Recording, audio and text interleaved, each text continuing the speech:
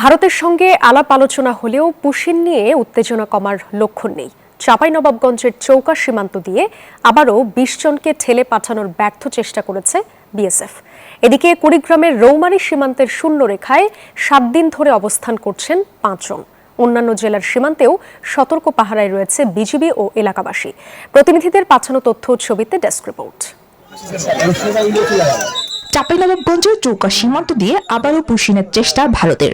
বাংলাদেশে অন্তত ২০ জনকে ঠেলে পাঠানোর চেষ্টা করে বিএসএফ, তবে তা ব্যর্থ করে দিয়েছে বিজিবি ও স্থানীয়রা। তীব্র বাধার মুখে সবাইকে ফিরিয়ে নিতে বাধ্য হয় বিএসএফ। তাদের কড়া হুঁশিয়ারিও জানিয়েছে বিজিবি। কুড়িগ্রামের রৌমারী সীমান্তের শূন্য রেখায় ৭ দিন আগে ৯ জন আটকে পড়েন। এখনো সেখানে ৫ জন অবস্থান করছেন। লালমনিরহাট, মেহেরপুর, কুষ্টিয়া সহ আরো বেশ কয়েকটি জেলার সীমান্তেও অনেকদিন ধরেই চলছে এমন উত্তেজনা। আমরা তো ভারতের লোক এদিকে ঢুকতে দেয় না। আমরা সজাগ আছি যে লোকজন যেন পার না করতে পারে। আমাদের ক্যাম্পের যে বিজিপি আছে তারাও কিন্তু টহল দিচ্ছে।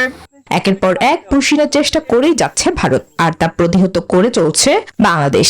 দিনরাত সতর্ক পাহারায় রয়েছে বিজিবি ও এলাকাবাসী। Desk report, news 24।